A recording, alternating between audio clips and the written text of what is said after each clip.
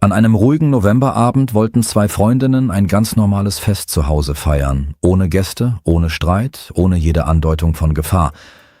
2 Stunden später lag eine von ihnen bewusstlos im Wohnzimmer, die andere mit einer Schusswunde. Die Polizei versuchte zu verstehen, was genau diese unscheinbare Wohnung in der 39. Straße zu einem Ort eines tragischen Verbrechens gemacht hatte, wie innerhalb weniger Minuten das über Monate aufgebaute Vertrauen zerstört werden konnte und was einen Menschen dazu bringt, eine Waffe gegen jemanden zu erheben, den er noch am Morgen als engen Freund bezeichnet hatte.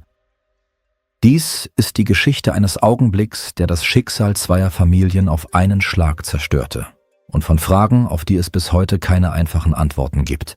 Der Beginn des Abends wurde als gewöhnliches Treffen enger Bekannter beschrieben, aber die folgenden Ereignisse führten zu einem schweren Verbrechen, das an einer der engsten Freundinnen begangen wurde.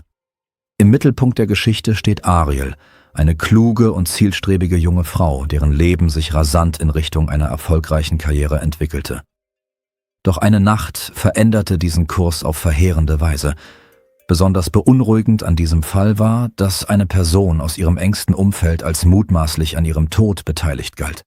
Zwischen ihnen gab es keine Konflikte, keine versteckte Feindseligkeit.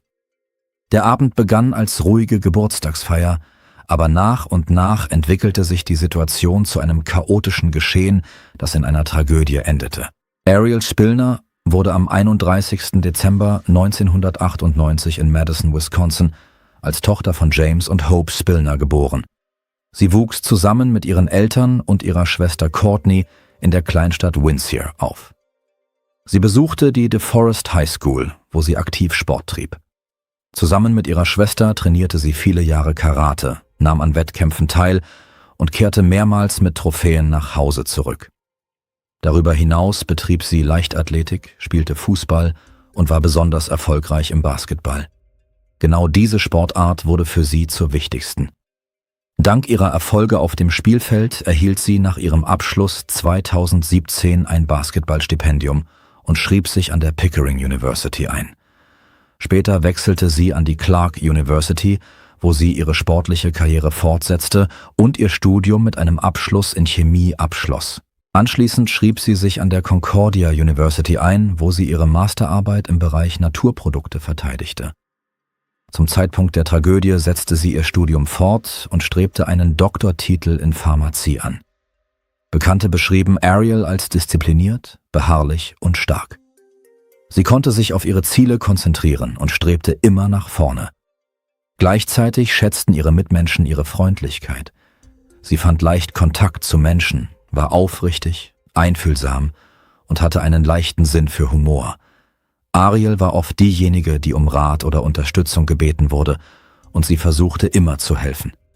Sie liebte es, Zeit mit ihren Lieben zu verbringen, zu wandern und Sportveranstaltungen anzuschauen. Im American Football bevorzugte sie das Team der Green Bay Packers. Einen besonderen Platz in ihrem Leben nahmen ihre beiden Hunde Angel und Kobe ein. Den ersten hatte sie schon seit vielen Jahren, Kobe hatte sie kurz vor dem Vorfall aufgenommen. Ariel sprach ständig über ihre Haustiere und hielt sie für perfekt. Die Verbindung zwischen Ariel und ihrer Schwester Courtney war besonders eng. Sie sprachen fast täglich miteinander. So verlief auch das abendliche Gespräch am Dienstag, dem 4. November 2025. Während des nächsten Anrufs erzählte Ariel, dass sie zu ihrer Freundin Jamaika fahren würde, um deren Geburtstag zu feiern. Über Jamaica Mills ist derzeit nur wenig bekannt. Auf ihrer Seite in den sozialen Netzwerken ist zu sehen, dass sie einen Sohn hat, dem sie viel Aufmerksamkeit schenkt und von dem sie oft Fotos veröffentlicht. Den Beiträgen nach zu urteilen, wurde sie von ihren Verwandten und Bekannten sehr unterstützt. Sie selbst wirkte wie eine ganz normale, ruhige Person. Ariel und Jamaika unterhielten sich etwa ein Jahr lang. Auf Ariels Profil waren viele gemeinsame Videos zu sehen, in denen sie herumalberten, Perücken anprobierten, tanzten und unbeschwert ihre Zeit verbrachten. Diese Aufnahmen vermittelten den Eindruck einer engen und vertrauensvollen Freundschaft. An dem Abend, um den es hier geht, wollten sie Jamaikas Geburtstag feiern. Ariel hatte später in der Woche eine wichtige Prüfung, deshalb wollte sie nicht lange bleiben. Sie hatten keine großen Pläne. Sie wollten einfach nur einen ruhigen Abend in Jamaikas Wohnung verbringen. Deshalb war es für viele völlig unverständlich, wie sich die Ereignisse weiterentwickelten. Gegen 21:43 Uhr erhielten die Polizeibeamten von Milwaukee einen Anruf aus der Wohnung.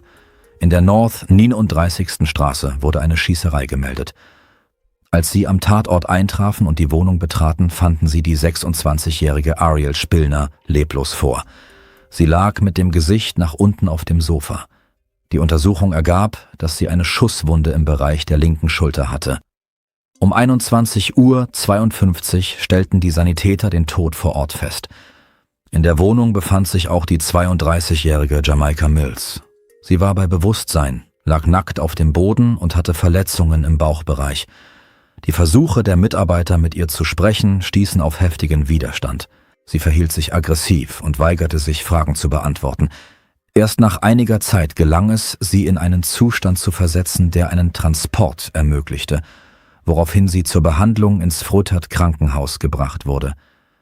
Bei der ersten Durchsuchung der Wohnung wurden eine Ruger LCP-Pistole vom Kaliber .380 sowie 2 Patronenhülsen desselben Kalibers gefunden. Die Waffe befand sich in der Nähe der Stelle, an der Jamaika ursprünglich gesehen worden war. Später bestätigte eine Untersuchung, dass die Patronenhülsen aus dieser auf sie registrierten Pistole abgefeuert worden waren. Daneben lagen grüne Leggings mit Blutspuren und ein braunes T-Shirt mit einem Loch auf der Vorderseite, vermutlich von einem Schuss, und einem großen Blutfleck. Die Ränder des Lochs waren geschwärzt, was auf eine extrem kurze Schussentfernung hindeutete. In der Wohnung befand sich noch eine weitere Frau, die in den Unterlagen als EAB bezeichnet wird. Es wurde angegeben, dass sie die Schwägerin von Jamaika war und sich zum Zeitpunkt des Vorfalls zu Hause befand. Ihren Angaben zufolge befand sie sich zu diesem Zeitpunkt mit Jamaikas Sohn in ihrem Zimmer, als sie einen scharfen Ausruf hörte, auf den 2 Schüsse folgten. Derzeit ist diese Information alles, was aus den Aussagen der Zeugin bekannt ist. Die Leiche von Ariel wurde zur gerichtsmedizinischen Untersuchung geschickt. Die Gerichtsmediziner stellten fest, dass sie eine einzige Verletzung erlitten hatte.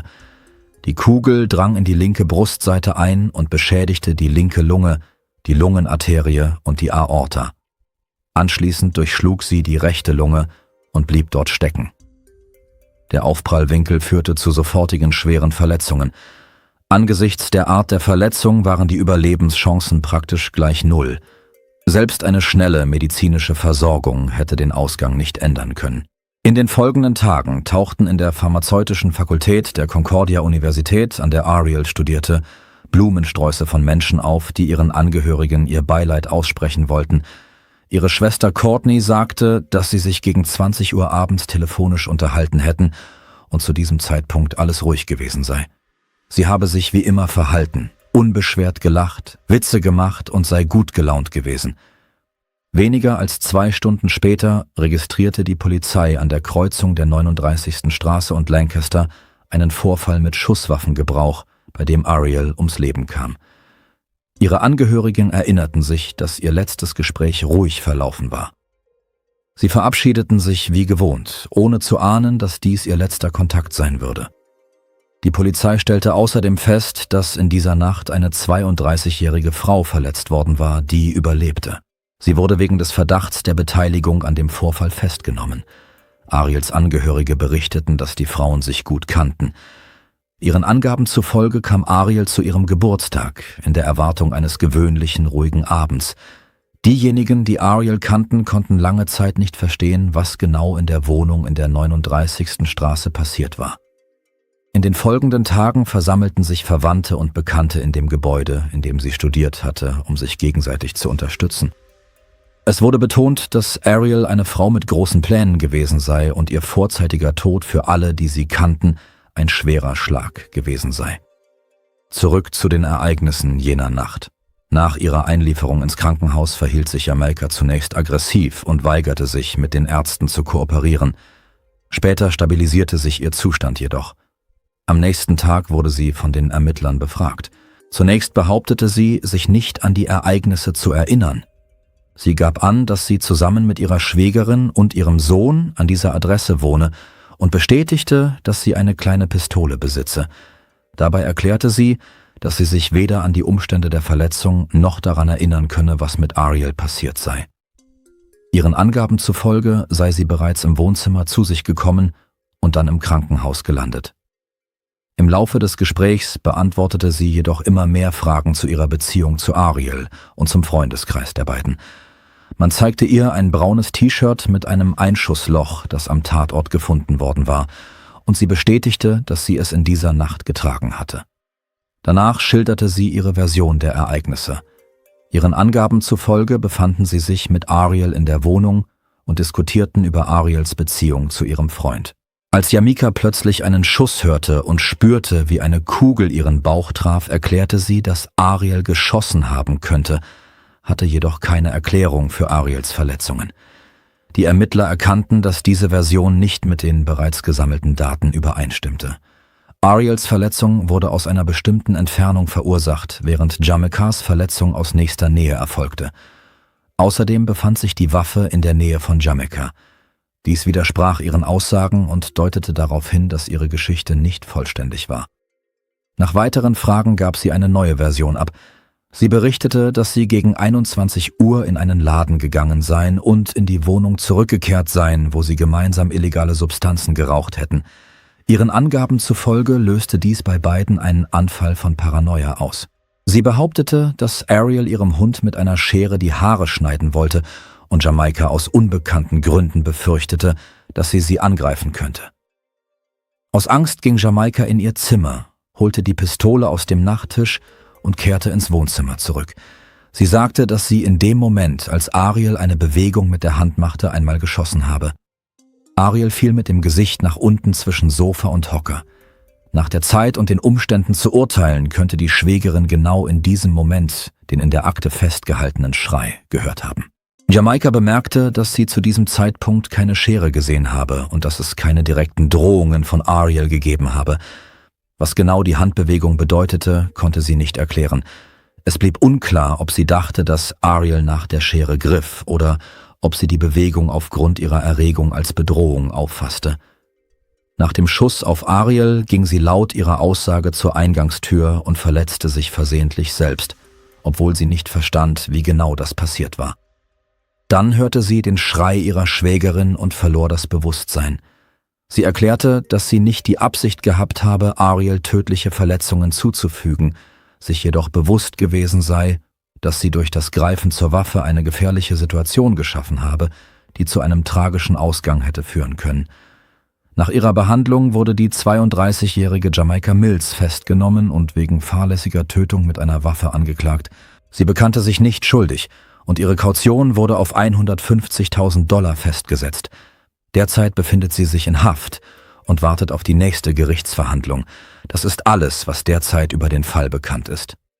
Die Reaktion der Öffentlichkeit auf den Vorfall war massiv und viele versuchten zu verstehen, wie es zu solchen Ereignissen zwischen zwei engen Bekannten kommen konnte. Ariel und Jamika hatten nach den vorliegenden Informationen ein normales Verhältnis zueinander. Sie kannten sich noch nicht lange und bis zu den Ereignissen jener Nacht gab es keine Anzeichen für Spannungen zwischen ihnen. Es gab keine Hinweise auf einen Konflikt oder Streit am Tag der Tragödie. Jamikas Umfeld beschrieb sie als fürsorgliche Mutter und als eine Person, die nach ihren Worten nicht darauf aus war, anderen Schaden zuzufügen. Nach Meinung ihrer Angehörigen wollte sie eine solche Entwicklung nicht und versteht selbst nicht, wie alles passiert ist. Von Seiten der Bekannten von Ariel wurden strengere Strafen für Jamika gefordert. Sie wiesen darauf hin, dass durch die Handlungen ihrer Freundin eine junge Frau ums Leben gekommen sei, die viele Zukunftsperspektiven gehabt habe. Ein weiterer Faktor waren die illegalen Substanzen, die sie laut Jamika vor dem Vorfall konsumiert hatten. In Wisconsin sind illegale Substanzen nicht legal, daher könnten sie diese von einem inoffiziellen Verkäufer erworben haben, was theoretisch das Risiko erhöhte, dass die Substanz Verunreinigungen enthalten könnte. Es gibt jedoch keine Bestätigung dafür und die Art und Weise des Erwerbs ist nicht genau bekannt. Es ist auch bekannt, dass die Reaktionen auf illegale Substanzen von Person zu Person unterschiedlich sein können. Bei den meisten Menschen bewirken sie Entspannung, bei einigen können sie jedoch Angstzustände oder paranoide Gedanken auslösen. Es gibt jedoch keine Hinweise darauf, dass es für Ariel oder Jamika der erste Konsum war. Normalerweise tritt eine ausgeprägte Angstreaktion in den frühen Phasen der Bekanntschaft mit der Substanz auf. Angesichts von Jamaikas Aussage musste die Untersuchung klären, ob sie tatsächlich ein so ausgeprägtes Gefühl der Bedrohung empfunden haben könnte, dass sie keine anderen Auswege aus der Situation sah. Ihren Aussagen zufolge befürchtete sie, dass Ariel sie mit einer Schere angreifen könnte. Sie gab jedoch selbst zu, dass die Schere nicht in ihrer Nähe war und keine unmittelbare Gefahr durch Ariel bestand. Außerdem gab es in ihrer eigenen Schilderung der Ereignisse einen Moment, in dem sie das Wohnzimmer verlassen, in ein anderes Zimmer gehen, eine Waffe holen und zurückkehren konnte. Diese Tatsache zeugte davon, dass sie auch genügend Zeit hatte, um zu fliehen oder sich zu verstecken. Nach der Analyse ihrer Aussagen und der gesammelten Beweise musste die Untersuchung beurteilen, ob sie tatsächlich keine anderen Verhaltensmöglichkeiten sah oder ob ihre Handlungen andere Motive hatten. Derzeit wird Jamaica Mills wegen fahrlässiger Tötung unter Umständen im Zusammenhang mit dem Einsatz von Waffen angeklagt. Sie hat ihre Schuld nicht anerkannt und befindet sich in Untersuchungshaft, bis die nächste Gerichtsverhandlung stattfindet. Das ist alles, was derzeit in den Akten vermerkt ist. Nach Angaben der Ermittler befanden sich in Jamaikas Wohnung frei zugängliche Schusswaffen. Angesichts der Tatsache, dass ihr Sohn in der Wohnung lebte, stellte diese Aufbewahrung eine Gefahr für alle Personen dar, die sich in den Räumlichkeiten aufhielten. Es wurde festgestellt, dass sie vor dem Schuss in das Zimmer zurückkehrte, die Pistole nahm und dann den Schuss abgab, der zum Tod von Ariel führte. Die Ermittler prüften verschiedene Versionen, darunter die Möglichkeit, dass es zwischen den Freundinnen zu einem kurzen verbalen Konflikt gekommen sein könnte. In den Akten wurde darauf hingewiesen, dass sie kurz vor dem Vorfall über Ariels Beziehung zu ihrem Freund gesprochen hatten. Auf ihrer Seite in den sozialen Netzwerken gab es Einträge, aus denen man schließen konnte, dass sie enttäuscht war, weil sie das Vertrauen zu ihrem Partner verloren hatte. Dies könnte zu emotionalen Spannungen während des Gesprächs geführt haben. Eine andere mögliche Erklärung, die die Ermittler nicht ausschlossen, war, dass der Vorfall durch eine plötzliche Verärgerung oder einen emotionalen Ausbruch von Jamaica während des Gesprächs ausgelöst worden sein könnte. Allerdings wurden bislang keine Beweise für eine vorsätzliche Handlung oder einen längeren Konflikt gefunden. Die einzige Zeugin, die sich neben den Beteiligten des Vorfalls in der Wohnung befand, war Jamaicas Schwägerin. Der Ermittlungsbehörde war bekannt, dass sie Jamaica unterstützte, und ihre Aussage war daher begrenzt. Unter Berücksichtigung der gesammelten Beweise, der Handlungen von Jamaica und der Art der Verletzung wurde sie wegen fahrlässiger Tötung unter Umständen im Zusammenhang mit dem Einsatz einer Waffe angeklagt. Sie bekannte sich nicht schuldig und wartet auf ihren Prozess gegen eine Kaution in Höhe von $150.000.